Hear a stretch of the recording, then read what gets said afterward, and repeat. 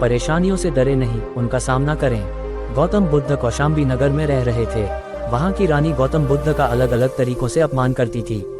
रानी ने अपने कुछ लोग बुद्ध को अपमानित करने के लिए और परेशान करने के लिए उनके पीछे लगा दिए थे। रानी के आदेश पर वे सभी लोग बुद्ध का विरोध कर रहे थे, लेकिन बुद्ध ने किसी से कुछ नहीं कहा। उस समय बुद्ध के साथ उनका एक शिष्य भी था, उसका नाम था आनंद। आनंद ने बुद्ध से कहा, मैं लगातार देख रहा हूँ कि ये लोग जानबूझकर हमारा अपमान कर रहे हैं। जहाँ हमारा अपमान होता है, ऐसी जगह हमें नहीं रुकना चाहिए। बुद्ध ने आनंद से पूछा, हम कहाँ जाएंगे? आनंद ने कहा, किसी और जगह चले जाएंगे जहाँ ऐसे लोग ना हो। बुद्ध बोले, अगर वहाँ भी ऐसी ही परेशानियों बनी तो फिर कहाँ जाएंगे? और हम कब तक भागते रहेंगे? अपमान भी एक समस्या है। हम अहिंसा, धैर्य के साथ विनम्रता और शालीनता से ऐसे लोगों का सामना करेंगे। बुद्ध की सीख, परेशानियां हर जगह हैं, हम परेशानियों से बच नहीं सकते। इसीलिए समस्या चाहे कैसी भी हो, हमें उसका सामना करना चाहिए। किसी व्यक्ति के लिए पहले से ही कोई राय न बनाएं। गौतम बुद्ध का एक खास शिष्य धम्माराम आश्रम में अपना काम करता और काम पूरा होने के बाद वह एकांत में चला जाता था। वह किसी से ज्यादा बातचीत भी नहीं करता था। जब धम्माराम एकांत में ज्यादा रहने लगा तो अन्य शिष्यों को लगा कि इसे घमंड हो गया है। शिष्यों ने बुद्ध से धम्माराम की शिकायतें करनी शुरू कर दी। एक दिन बुद्ध ने धम्माराम से सभी शिष्यों के सामने पूछा, तुम ऐसा क्यों करते हो?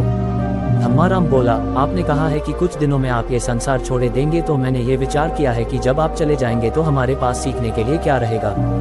इसीलिए मैंने ये तय किया कि मैं एकांत और मौन को समझ लूं, ठीक से सीख लूं। ये दो काम आपके जीते जी मैं करना चाहता हूँ। बुद्ध ने अन्य शिष्यों से कहा, तुम सभी ने देखा कुछ और समझा कुछ। तुम्हारी आदत है कि तुम दूसरों की बुराई करते हो, इसीलिए तुम सभी ने धम्माराम की अच्छी बात को भी गलत रूप में लिया। बुद्ध की सीख, हमें किसी व्यक्ति को ठीक से जाने बिना उसके बारे में कोई राय नहीं बनानी चाहिए।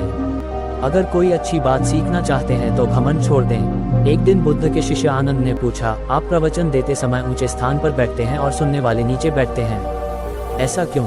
बुद्ध ने आनंद से कहा, एक बात बताओ, क्या तुमने कभी किसी झरने से पानी पिया है? आनंद बोला, हाँ, मैंने झरने से पानी पिया है। बुद्ध ने पूछा, तुमने पानी कैसे पिया? आनंद ने कहा, झरना ऊपर से बह रहा था, मैं झरने के नीचे खड़ा हो गया और पानी पी लिया। बुद्ध बोले, अगर झरने से पानी पीना है तो नीचे ही खड़े होना पड़ेगा। जो सत्संग, कथा या प्रवचन होता है, उसमें कहने वाला ऊपर बैठता है। उस कथा का संदेश ग्रहण करना है तो सुनने वाले को नीचे ही बैठना होगा।